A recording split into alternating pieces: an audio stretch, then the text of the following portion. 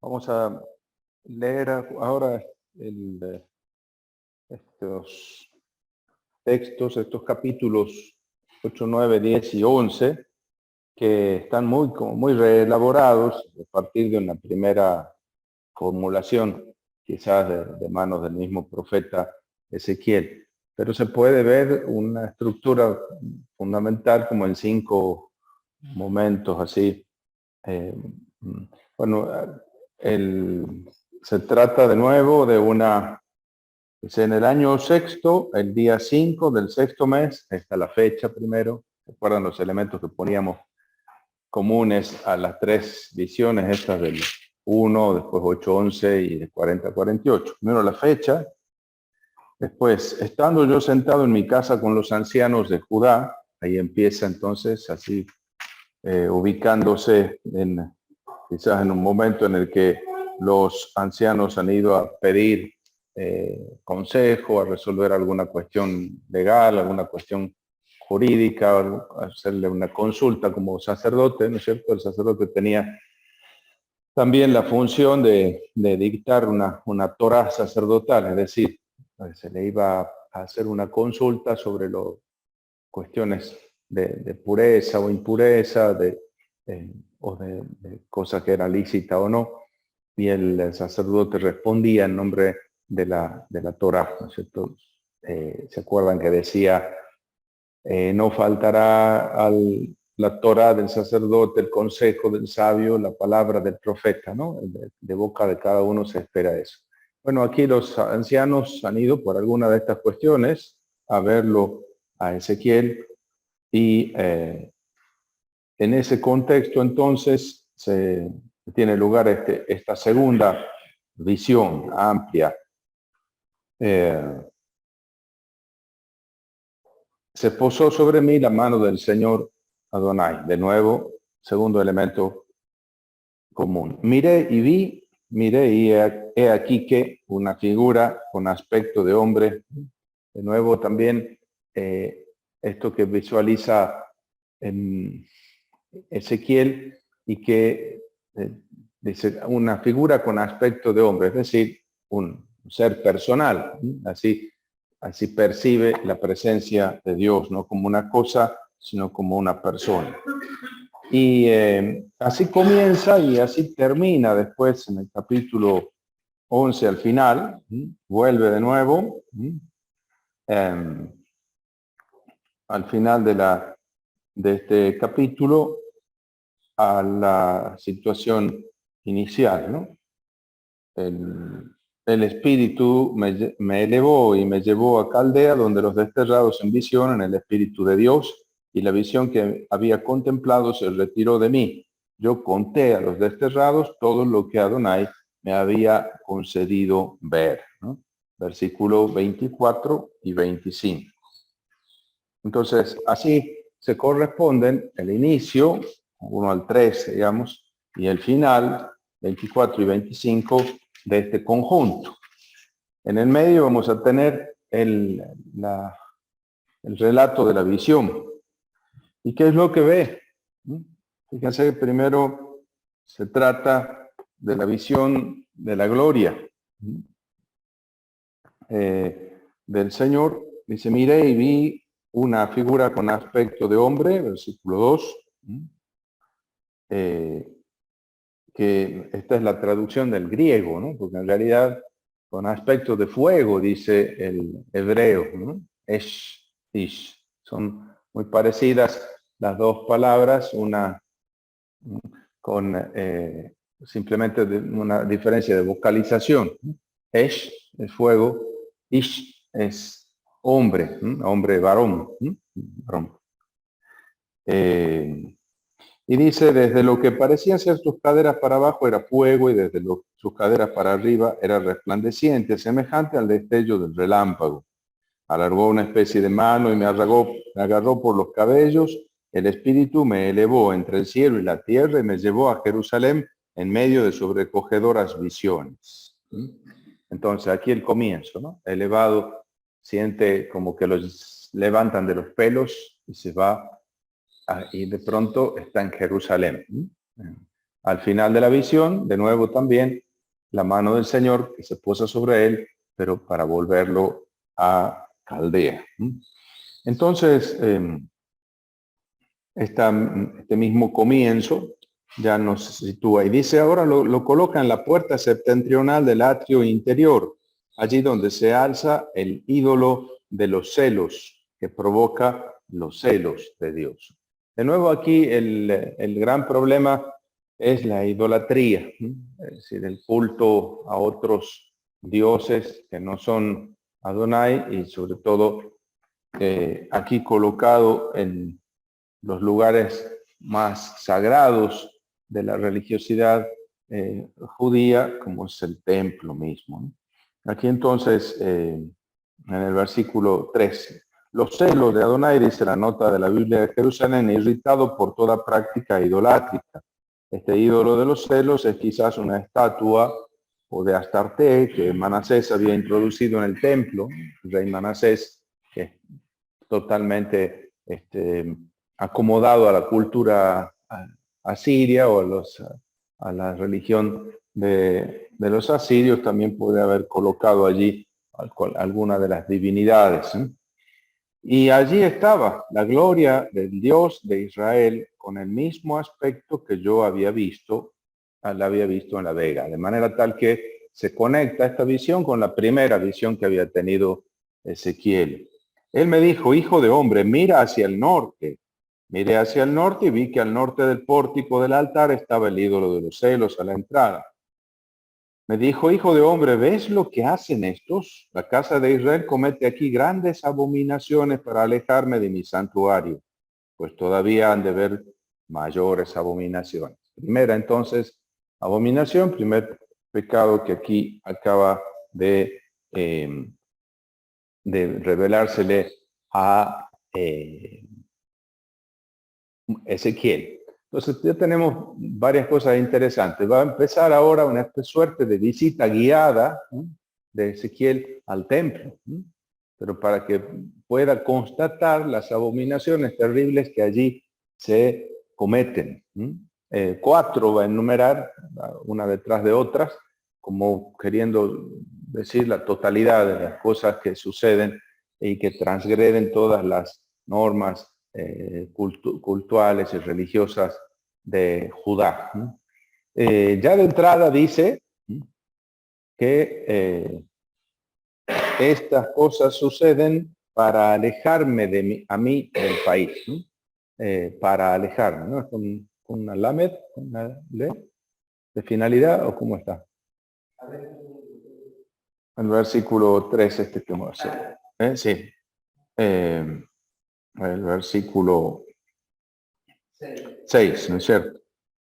Bueno, que allí con un lamed más el infinitivo, que puede ser para alejarme, o si no, alejándome de mí. Es decir, a medida que cometen estas abominaciones, van alejando la presencia del Dios verdadero, se van distanciando del Señor, ¿no es cierto? En un país profanado, en un templo contaminado, el Señor no puede mantener ya por mucho tiempo su presencia. Vamos a ver cómo es justamente esa la causa del alejamiento del Señor de su templo. Entonces me llevó a la entrada del atrio, me fijé y vi un agujero en la pared. Me dijo, hijo de hombre, perfora la pared. Perforé la pared y se hizo una abertura. Y añadió, entra y contempla las execrables abominaciones que estos cometen allí. Ahí vamos a ver la segunda. Al entrar contemplé toda clase de representaciones de reptiles y animales repugnantes. Todas las basuras de la casa de Israel estaban grabadas en la pared todo alrededor, ¿no?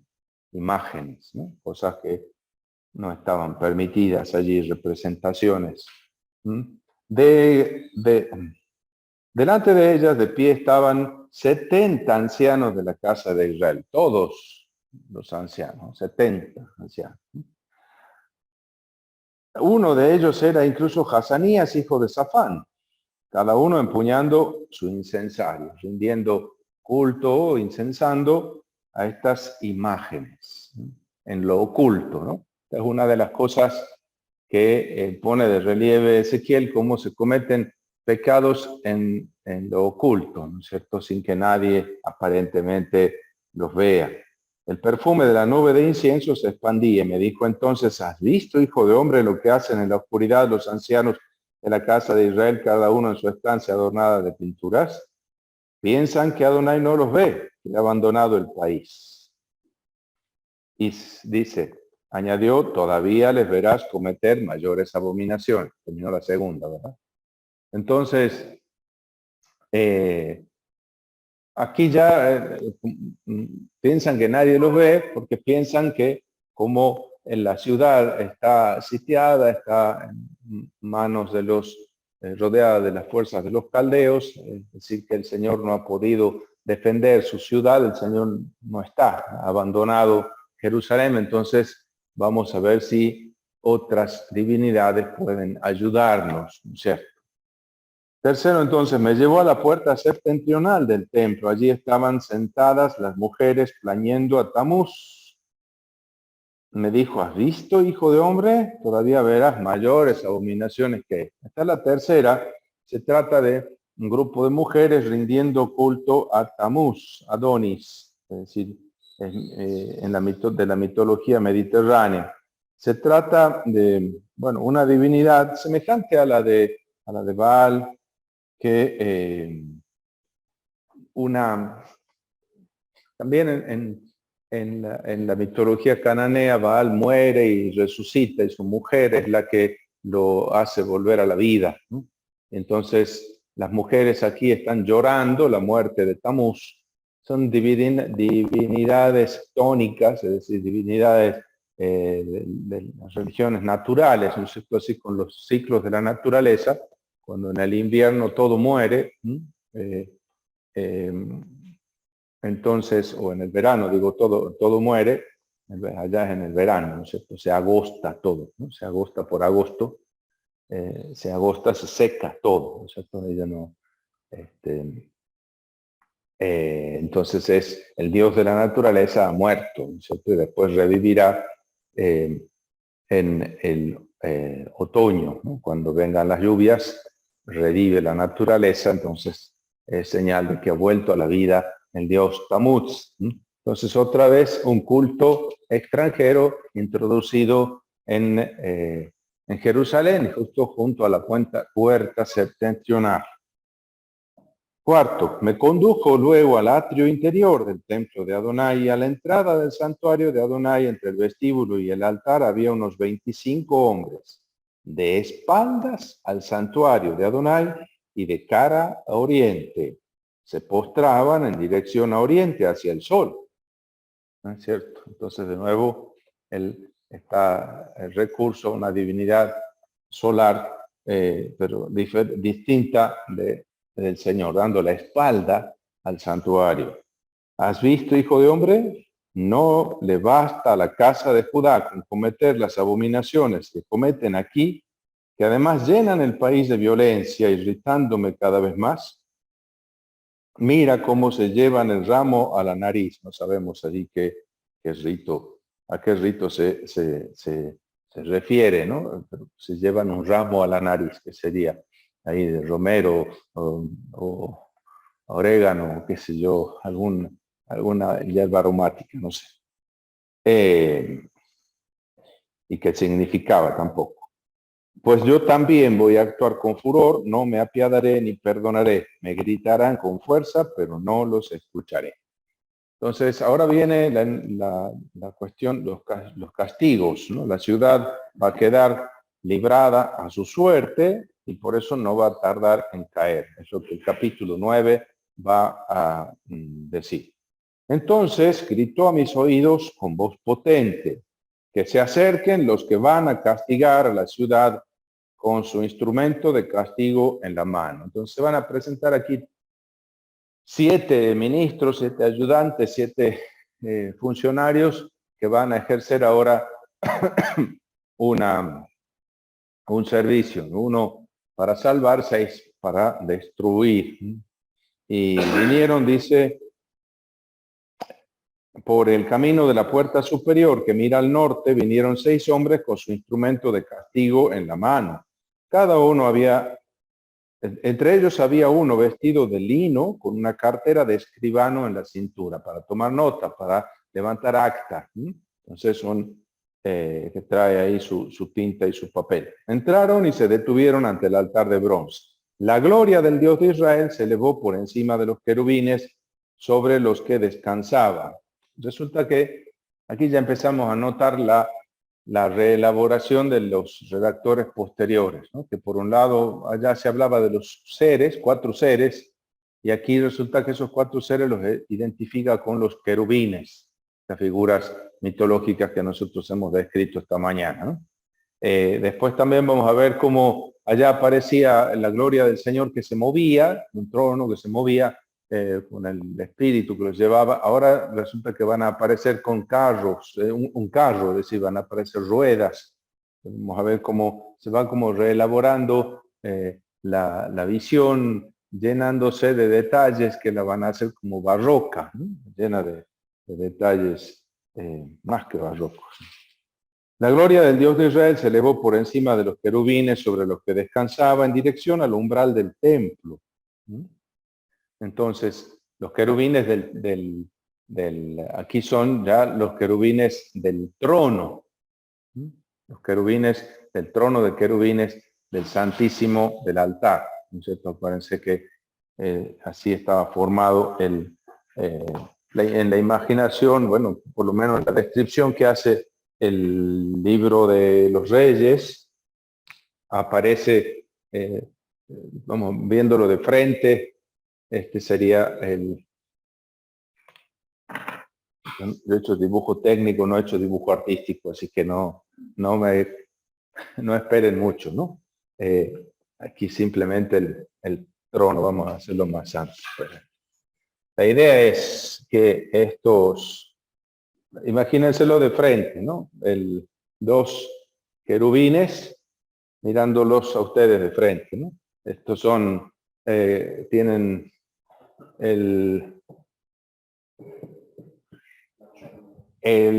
la cara de, digamos, cuerpo de león, tienen aquí las patas, y después tienen la cara de ser humano y las alas. Y las alas aquí se juntan en el medio, y allí es donde forman, estos serían como los brazos del trono, y aquí se sienta el soberano, ¿verdad? Aquí abajo estaba como escabel de los pies, el arca, digamos, ¿no es cierto? Del Señor que se sienta ahí abajo, ¿no? Que se sienta en el trono. Entonces la figura esta estaba en el Santo de los Santos, al fondo del templo, en la sala más interna del templo. Acuérdense que el templo tenía como 3 ámbitos cada vez más sagrados, ¿no? El ulam, el exterior, ¿no? Es el atrio que se llamaba del templo. El ejal, o el aula, o el palacio, el templo como tal. Y al fondo, en una cosa mucho más chiquita, el Debir, que es el santo de los santos, ¿no es cierto? Ese era simplemente un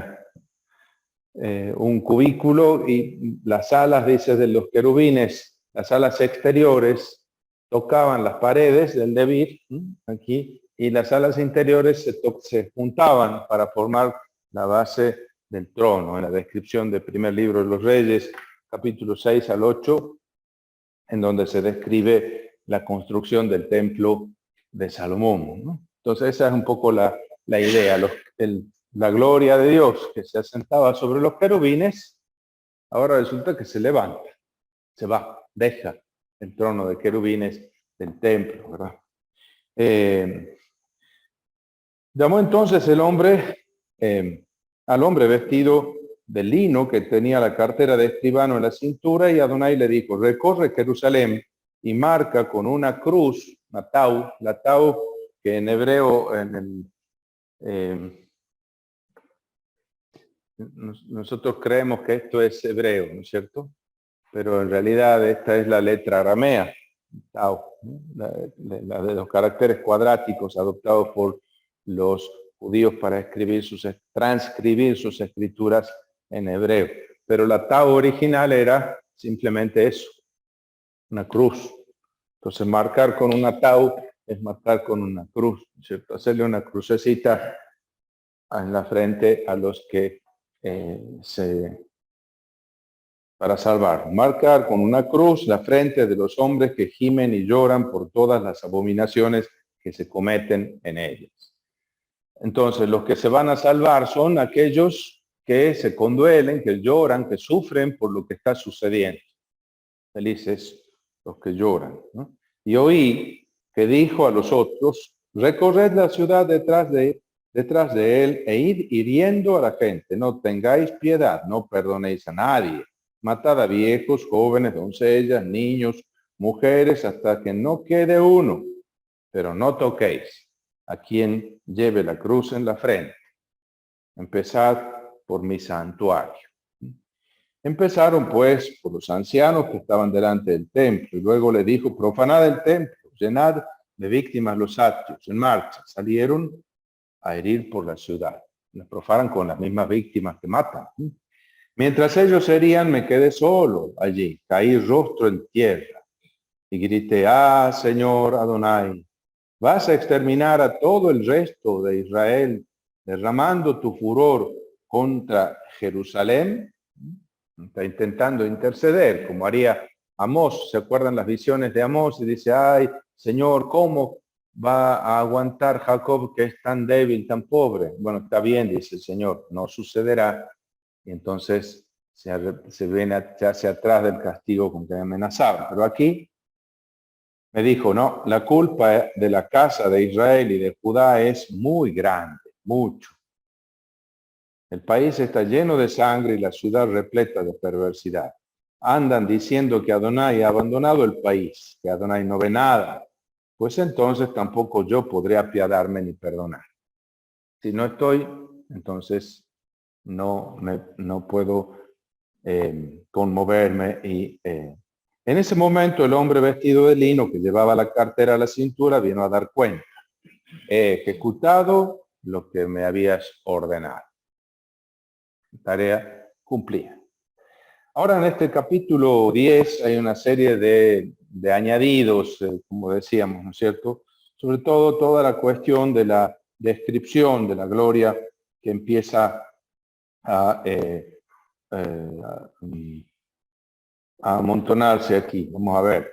Miré y vi sobre la plataforma que estaba por encima de los querubines una especie de piedra de zafiro semejante a un trono. Y dijo el hombre vestido de lino, métete bajo la carroza, debajo de los querubines, y llena de los cuencos de tus manos con las brasas que hay entre los querubines. Luego las esparces por la ciudad. Y apareció ante mi vista. Cuando entró el hombre, los querubines estaban situados a la derecha del templo, y la nube llenaba el atrio interior. La gloria de Adonai se elevó de encima de los querubines hacia el umbral del templo, que se llenó de la nube, mientras el atrio entero resplandecía con la gloria de Adonai. El ruido de las alas de los querubines se oía hasta en el atrio exterior y se parecía a la voz de Dios Sadai cuando habla, ¿no? Es decir, el Dios de las montañas que habla, es decir, los truenos, ¿no? Cuando ordenó al hombre vestido de lino que tomase fuego de la carroza en medio de los querubines, este fue y se detuvo junto a la rueda. Entonces el querubín alargó su mano de entre los querubines hacia el fuego que había en medio de estos. Lo tomó y lo puso en las manos del hombre vestido de lino. Este lo tomó y salió. Entonces apareció una especie de mano humana debajo de las alas de los querubines. Al mirar, vi que había 4 ruedas. Ahí están las ruedas ya, ¿no? 4 ruedas al lado de los querubines, una por querubín, y que el aspecto de las ruedas era como el destello del crisólito. Los cuatro tenían la misma forma, como si una rueda estuviese dentro de la otra. Cuando se movían, avanzaban entre a las cuatro direcciones y no se desviaban mientras marchaban, pues seguían la dirección hacia la que estaban orientadas, sin desviarse. Bueno, aquí vamos al versículo 18. La gloria de Adonai traspasó el umbral del templo y se posó sobre los querubines. Estos desplegaron sus alas y se elevaron del suelo en mi presencia. Cuando salían los querubines, las ruedas iban con ellos. Se detuvieron junto a la puerta oriental del templo del Señor. La gloria del Dios de Israel estaba encima de ellos. Era el ser que yo había visto debajo del Dios de Israel en el río Quebar, y supe que eran querubines. Cada uno tenía 4 caras y 4 alas y como manos humanas bajo sus alas. En cuanto a sus rostros, se parecían a los que yo había visto junto al río Quebar. Cada uno marchaba de frente. El Espíritu me elevó y me condujo al pórtico oriental del templo de Adonai, el que mira a oriente. A la entrada del pórtico había 25 hombres, entre los cuales Hazanías, hijo de Azur, y Apelatías y Benaías, jefes del pueblo. Él me dijo: hijo de hombre, estos son los hombres que maquinan el mal, que dan malos consejos en esta ciudad. Dicen: no será pronto cuando haya que construir casas. Ella es la olla, nosotros somos la carne. Es decir, se sienten seguros como trozos de carne en medio de la olla, pero esa misma seguridad va a ser su destrucción, ¿no? Van a ser cocinados ahí en medio de la olla, ¿no? Por eso profetiza contra ellos, profetiza. El espíritu de Adonai irrumpió en mí y me dijo: di, esto dice Adonai. Sé bien lo que habéis dicho, casa de Israel. Conozco bien vuestra insolencia. Habéis multiplicado vuestras víctimas en esta ciudad. Habéis llenado de víctimas sus calles. Por esto dice el Señor Adonai: las víctimas que habéis tirado en medio de esta ciudad son la carne, y ella es la olla, pero yo os haré salir de ella. ¿Teméis la espada? Pues yo traeré la espada contra vosotros. Bueno, este texto entonces contiene esta serie de acusaciones, cuatro crímenes cultuales que ve sobre todo en el templo, ¿no es cierto? Y el texto, como digo, está como muy sobrecargado de añadidos. Uno podría como aislar el texto primitivo, el posible texto primitivo, y ver cómo se desarrolla, ¿no es cierto? Él tiene como una estructura, una descripción a través de la visión de los pecados de los israelitas en el templo, que constituye la primera gran parte del texto, en el capítulo 8, del anuncio del castigo, en el capítulo 9, los nuevos personajes, la intercesión del profeta, la segunda parte. La tercera parte está constituida por esta descripción de la gloria de Dios, más bien breve, sucinta, después está recargada por los comentarios de los redactores, y después va saliendo la gloria del Señor como en 4 momentos, en 4 etapas, va saliendo del templo y se va hacia oriente. Después lo vamos a ver yéndose por el monte de los olivos, ¿no? Hacia allí se va la gloria de Adonai. Entonces, la gloria del Señor sale del templo.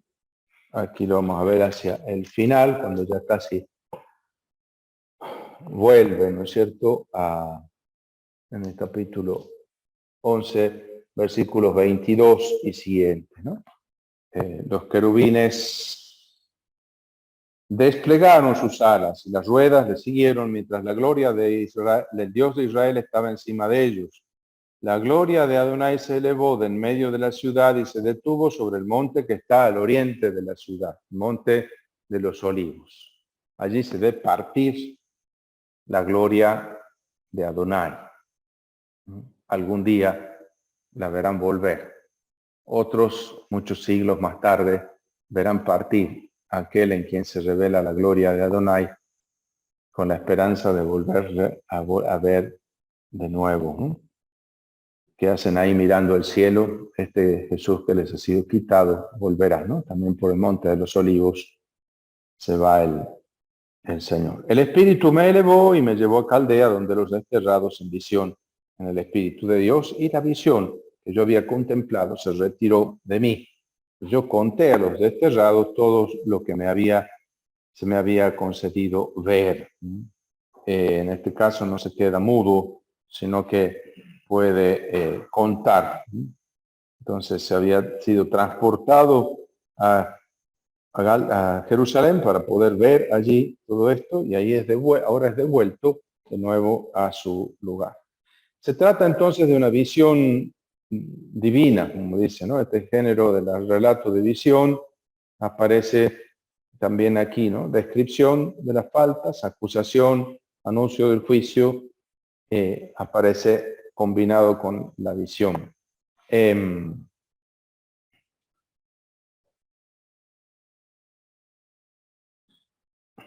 Ezequiel muestra aquí se muestra a la vez como profeta y como sacerdote, ¿no? Esto subraya también algunos, porque fíjense cómo la preocupación principal que tiene por el templo y los pecados que enumera son fundamentalmente pecados de tipo cultural, contra un culto inadecuado, ¿no? No hay aquí una denuncia de pecados sociales o eso como hay normalmente en los profetas preexílicos, sino un pecado de tipo cultural, ¿no? Entonces la preocupación está sacerdotal de Ezequiel, ¿no? Pero por otro lado se anima a imaginar el templo abandonado por la gloria del Señor. Eso para el sacerdote Ezequiel será el desgarro más grande en su conciencia religiosa, en su experiencia espiritual, en su teología incluso, ¿no es cierto? Que la gloria de Dios abandone el templo, que es su sitio normal de residencia.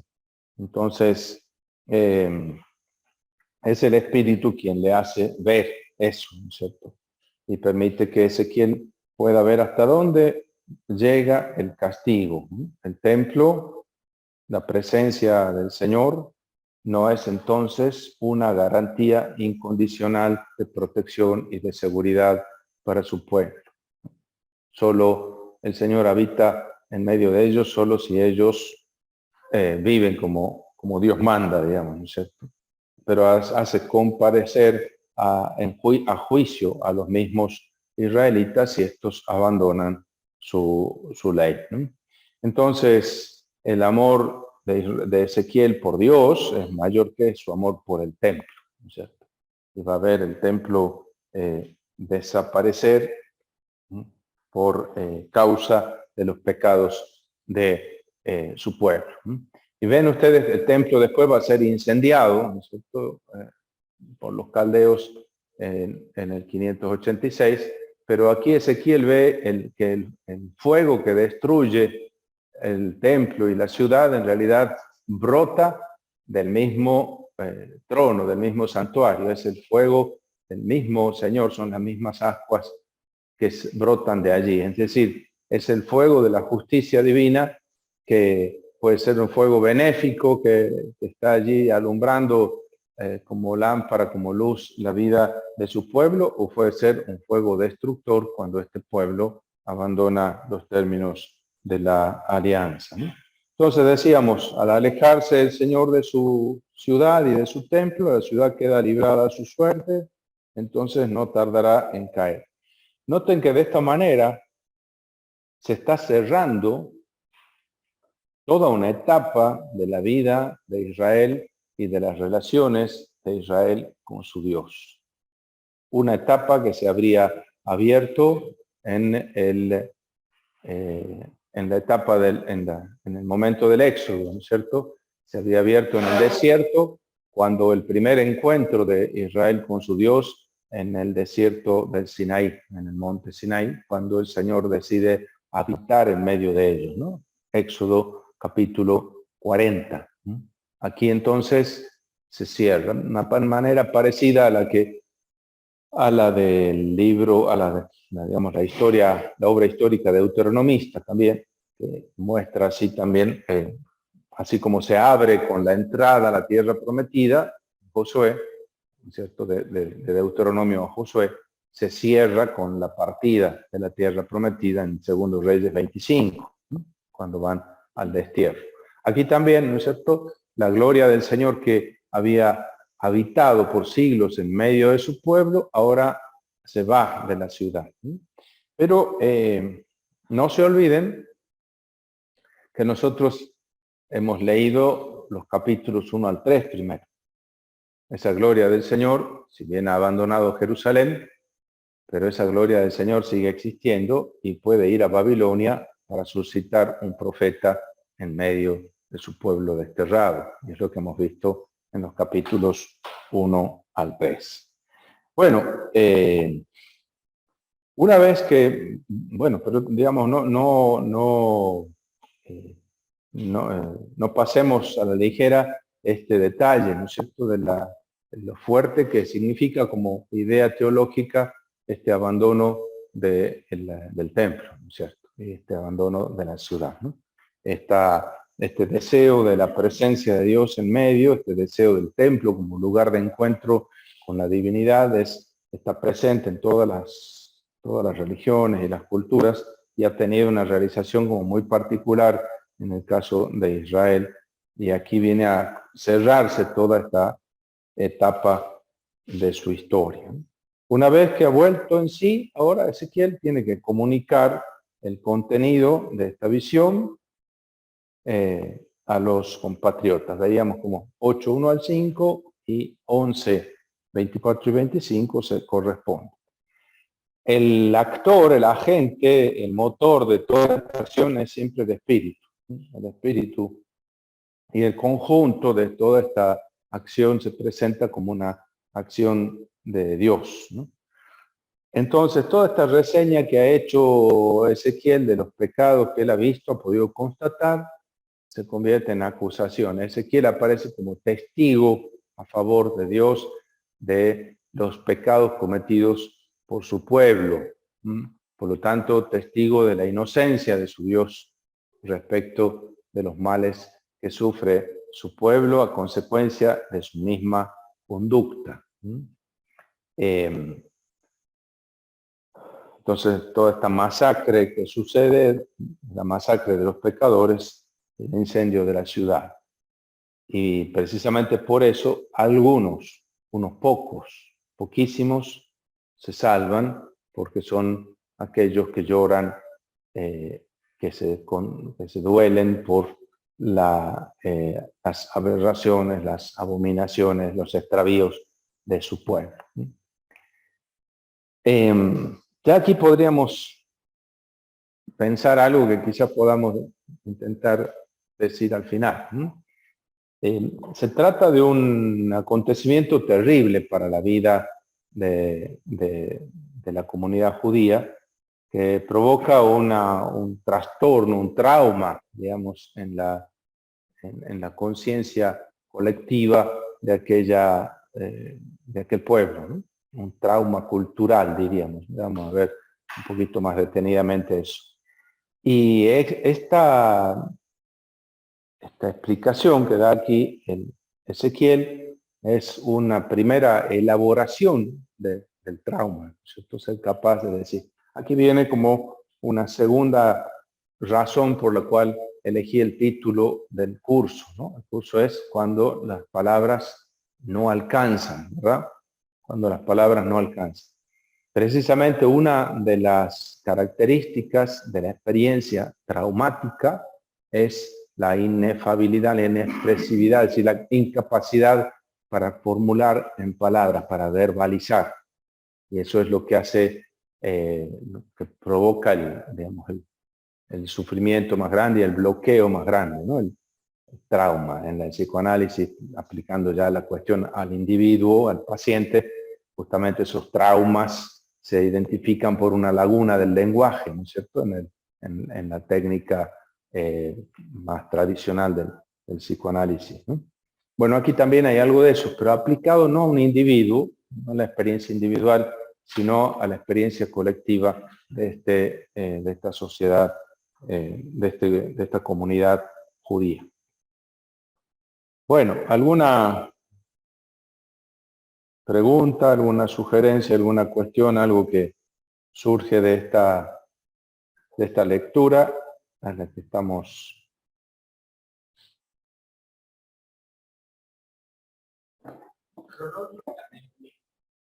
Cuando empieza, dice el año sexto, ¿cómo nos ubicamos en el calendario que nos diste vos de las 3 deportaciones? Claro, siempre a partir de la primera deportación. Ya está a punto de ocurrir la segunda deportación. El año séptimo ocurre, el año sexto estaría un año antes de la... Claro, digamos, 597 es la primera deportación, ¿no? Entonces, él dice, empieza la visión la primera visión, la de la vocación, digamos, era el año quinto, ¿no es cierto? El año quinto. Y esta otra dice que sucede en el año sexto, ¿no es cierto? Estamos en 592. Así estamos entre las dos deportaciones. Aquí está constatando las abominaciones que se cometen en ese periodo y que van a causar la ruina. ¿Eh? Claro. Y la segunda, que es más terrible porque no es una deportación más masiva, pero además la destrucción, la demolición de las murallas, el incendio de la ciudad, la destrucción del templo. Me preguntan por internet y la base en la que tienen los pies el Arca de la Alianza. Según la descripción y la narración que hay en el libro de los Reyes, del primer libro Reyes 6 al 8, es así, ¿no es cierto? Primero es la construcción del templo, la construcción del trono, y después cuenta cómo que sería un templo típicamente del sur, y un templo en realidad bastante parecido a los templos cananeos de la época. Pero Salomón dice, llama a los ancianos de Israel, ancianos son los jefes tribales, es decir, los jefes populares de Israel, es decir, el sistema de gobierno de las tribus del norte, es decir, no propenso al sistema más monárquico, y dice que mandó traer el arca y colocarla debajo del trono, ¿no? Ahí, justamente, como escabel de los pies de Dios, ¿sí? Así como en los jueces había un esquema, se puede decir que o hay un esquema en los profetas. Un esquema, ¿a qué te refieres con esquema? No sé muy bien, pero como que hay oráculos, acusaciones, hay una esperanza, digamos. Sí. Respuesta, pero hasta aquí, toda esta primera parte del libro de Ezequiel contiene estos oráculos de juicio y de juicio condenatorio. Después vamos a ver, como en la segunda parte, vamos a encontrar elementos más positivos. Ya en esta primera parte, los redactores han adelantado han hecho un poquito de spoiler, han puesto aquí algún texto positivo, ¿no es cierto? Lo vemos aquí en 11, versículos 14 al 21. Estos versículos dice, hijo de hombre, los habitantes de Jerusalén andan diciendo a tus hermanos y a tus parientes y a toda la casa de Israel, seguid lejos de Adonai, esta tierra se nos ha dado a nosotros en posesión. Aquí comienza la polémica. A ustedes el Señor los ha alejado del lugar santo, tan lejos de Adonai, a nosotros nos ha dado esta tierra en posesión, ¿no? El versículo 15. Como ellos hasta ahora habían sido librados del destierro, se creían mejores que los otros, ¿cierto? Y además estaban en el lugar donde estaba el trono, el templo, pensaban entonces en ser bendecidos por el Señor. Pero justamente por eso aparece en este lugar la polémica, porque va a decir, el hecho de poseer el templo no quiere decir nada, porque el Señor se está yendo del templo. Así que no se sientan tan seguros, porque el Señor abandona su templo y pronto su ciudad y su país va a caer. Por eso está puesto aquí en este lugar esta polémica que podría encontrar su lugar más adelante. Por eso esto dice Adonai, esto dice el Señor Adonai, sí, yo los he alejado, les reconoce, ¿no? Los ha llevado lejos de la tierra, entre las naciones, y los he dispersado por los países, pero yo he sido un santuario para ellos. Yo he ido a donde ellos han ido, es decir, no están lejos de mí, yo voy con ellos, por poco tiempo, en los países a donde han ido. Por eso esto dice Adonai, yo os recogeré de en medio de los pueblos, os congregaré de los países en los que habéis sido dispersados y os daré la tierra de Israel. Aquí está adelantando lo que tiene un lugar más propio en el capítulo 36, ¿no es cierto? Primero la reunificación, la reunificación, el retorno y ahora la purificación. Vendrán y quitarán de ella todos los ídolos y abominaciones, les daré un solo corazón y pondré en ellos un espíritu nuevo. Quitaré de su carne el corazón de piedra y les daré un corazón de carne. Aquí está adelantando el capítulo 36, la nueva alianza. Para que caminen según mis preceptos, observen mis normas y las pongan en práctica y así sean mi pueblo y yo sea su Dios. De nuevo, la fórmula de reciprocidad que es el corazón de la alianza. En cuanto a aquellos cuyo corazón va en pos de sus ídolos y abominaciones, yo les haré responsable de su conducta.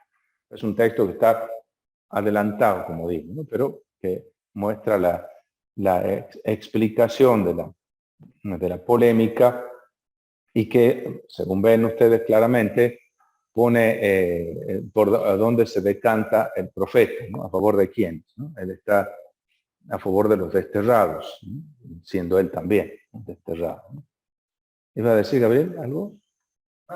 No, que me llama la atención que la fe de Israel parece ir progresando por etapas a través de las sucesivas calamidades, ¿no?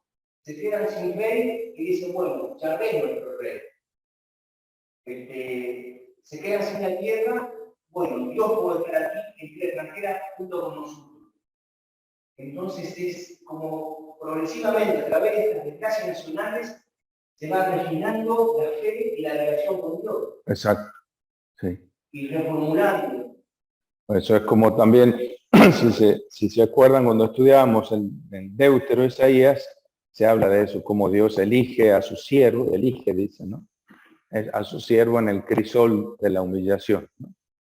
Es decir, purifica en el crisol de la humillación, que era un término aplicado a Egipto en otros textos, aquí aplicado a Babilonia, a su siervo. De ahí va a salir mejor, ¿no es cierto? Va a salir siervo suyo, ¿no? Parecía que cuanto más grande es la calamidad, más alta es la apuesta por la esperanza. Efectivamente. Vimos en la época de Antíoco, cuando estaban los mártires, toda esa carnicería, ahí empieza a ver la creencia en la resurrección, ¿no? Eso, exactamente. Parece como que justamente a mayor gravedad de la crisis, más progreso de la fe, más refinada, como decimos, más purificada. Más cosas. Bueno, aquí hay la hermana Mariana Sossi, que ha hecho su tesis doctoral sobre el libro de Daniel. Tuvo que estudiar también este género literario el relato de visión. Y aunque la tesis no está todavía publicada, uno de los capítulos trata este tema. Digo, aunque la tesis no está publicada, ella publicó un artículo en Revista Bíblica el año pasado, en el que resume un poco este estudio que han hecho los especialistas sobre el relato de visión, ¿no? 3 elementos básicos en los relatos de visión: el anuncio de la visión, la transición, la secuencia de la visión, ¿no? y después distintos tipos de visiones, también se pueden clasificar, y después una exégeta nórdica, que es Lena Sofía Thiemeyer, que ha trabajado bastante sobre los profetas, primero sobre el Deutero Isaías, trabajó después sobre Zacarías, estudia los relatos de visión de los capítulos 1 al 6 del libro de Zacarías. ¿Se acuerdan el relato de la noche de las 7 visiones? 7 visiones que son 8 en realidad. Ahí. Y propone la estructura siguiente. Primero, en una experiencia visionaria, el vidente informa que tuvo una comunicación visual y auditiva, ve imágenes, oye voces. Segundo, viene el relato de la experiencia, el informe de la visión se realiza a la luz del patrimonio cultural y religioso que posee el visionario, ¿no es cierto? Experimenta tiene esa experiencia, pero la experiencia la tiene también configurada por su propia precomprensión, por su propio patrimonio cultural y religioso. Y después expresa, formula, verbaliza, narra esa experiencia también valiéndose de su patrimonio religioso, de su vocabulario, de su leal saber y entender, como diríamos, ¿no es cierto? El informe de la visión se realiza a la luz de ese patrimonio cultural y religioso y expresa lo que ha visto en la medida en que se ajuste a las expectativas de la sociedad, del grupo al que se dirige. Entonces, su propio patrimonio cultural y religioso y las expectativas de los destinatarios. Y tercero, añade una interpretación de ese relato. ¿Qué ha significado? ¿Qué cree que significa? Muchas veces la interpretación no es del todo clara ni evidente, y dependerá del lector darle un sentido y un mensaje, ¿no? Entonces, en el origen parece estar esta experiencia real, visionaria. Después esta experiencia se formula para explicarla, para hacerla comprensible, y entra todo el instrumental racional para intentar encontrarle un sentido a lo que uno ha vivido. Primero la experiencia, después la interpretación, la explicación. No solo hacerse intentar comprenderlo, sino intentar comunicarlo, para hacerlo comunicable, para esa primera audiencia a la que pueda dirigirse esta visión. En este paso ya se produce una recreación de la vivencia, de la experiencia vivida por el visionario, porque intenta dilucidar el mensaje que esa visión pueda llegar a contener. Posteriormente puede darse también otra interpretación ya por parte de terceros que pertenecen o no a la misma tradición del visionario. Entonces esta interpretación de enfoque experiencial de los apocalipsis como relatos reveladores, se puede decir que lo que un apocalipsis muestra es, o en el caso de los relatos apocalípticos o las visiones apocalípticas de Daniel, por ejemplo, o los posteriores, que es una consecuencia de varias posibilidades imaginativas, una reelaboración de muchos elementos cognitivos o culturales que están activos en el universo mental de los visionarios, de los que tienen esta experiencia, ¿no? En el caso de la formulación, una experiencia visionaria involucra no solo el acto de ver, la percepción, sino también involucra una actividad constructiva del cerebro, ¿no? Aquí entra, Mariana también ha leído algunos estudios de neurociencia que hablan de esto, ¿no? Es decir, cómo la percepción se estructura, se articula de una manera particular gracias a lo que aporta el cerebro. No solo vienen los datos de fuera, sino también el cerebro pone lo suyo, ¿no? Entonces resignifica lo que ve a partir de la información que tiene almacenada en la memoria, esquemas culturales adquiridos, y junto con la propia experiencia personal, entonces, cultural y experiencial, ¿no? Esto es lo que le viene de la cultura a la que pertenece y lo que le viene de las vivencias anteriores que el mismo sujeto ha venido teniendo hasta el momento. Entonces, el acto de ver es una actividad hermenéutica ya. Ya hay interpretación en el mismo momento de la percepción. Lo que vemos es, en última instancia, el resultado de la interpretación que nuestro cerebro hace de los estímulos externos que recibe, ¿no? Está cosa más simple, ¿se acuerdan? Cuando nos ponían los dibujitos que parecen a veces una cara, otra vez son dos caras, o puede ser un florero, ¿no es cierto? De acuerdo a cómo uno interpreta una u otra cosa, ¿no? O estos jueguitos que te ponen ahí un montón de imágenes y dice a ver si alcanzas a distinguir no sé qué cosa en el dibujo. Entonces vos te concentras ahí hasta que en algún momento tu cerebro hace un clic y ves en la tercera dimensión, o qué sé yo, cruzar los ojos, no sé cómo, alcanzar a percibir algo que a simple vista no percibía. El estímulo externo es el mismo. Y sin embargo, el cerebro funciona de una manera o de otra. El vidente descubre la realidad del otro mundo, en este caso, por medio de sus facultades sensoriales, la vista, el oído, el olfato, el gusto, el tacto, y después procesa esta percepción en su cerebro. Configurado el cerebro por una determinada formación cultural, comprende lo que ha visto y oído en la experiencia visionaria, ¿no?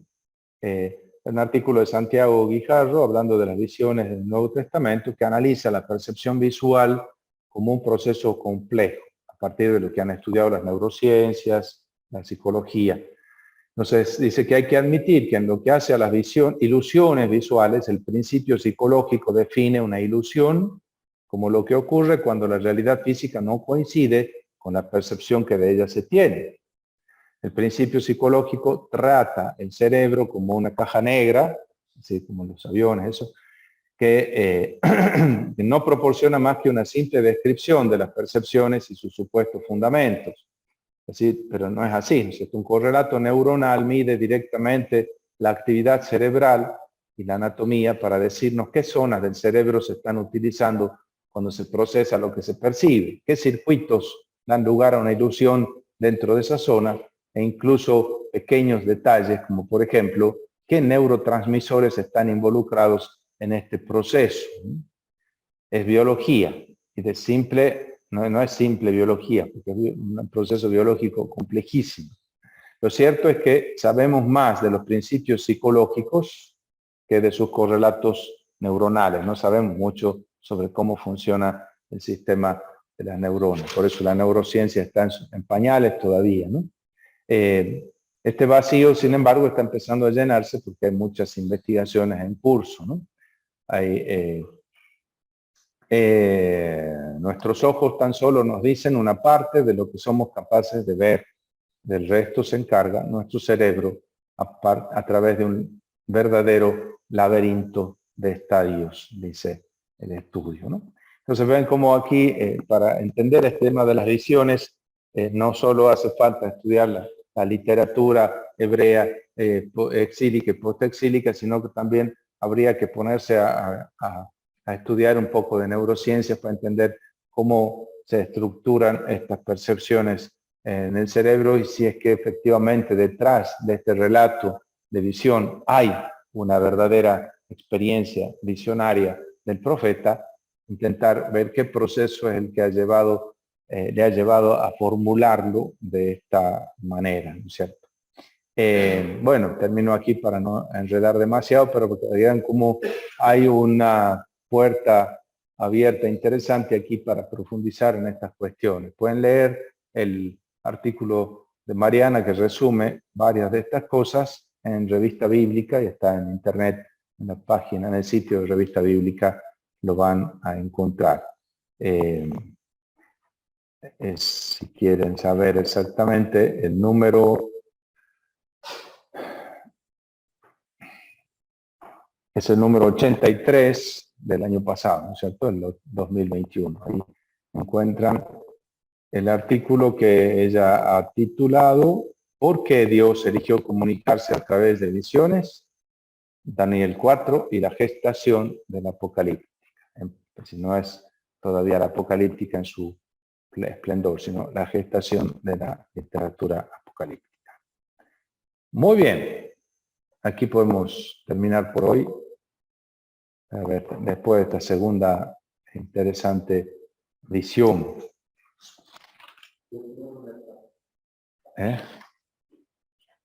Bueno. Sí, la del año pasado. Esa, el 83 es el volumen 83 del año 2021. En los segundos tomos Hay un video. de Mariana hablando aparentemente. La presentación que ella hace, pero antes de la... no, un solo volumen, pero es un número 1, 2, 3 y 4. 3, 4 sería. 3, 4, sí, claro. Ahí está. Ahí lo vamos. Una página. Hay un sitio donde está la lista bíblica, se puede buscar. La lista bíblica.com dentro de los números. Solo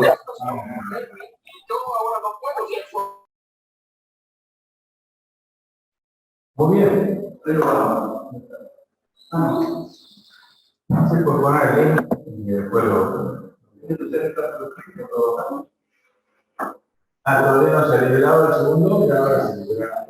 Tiene que ser el capítulo para... bueno, no, pero ya un poquito lo liberar.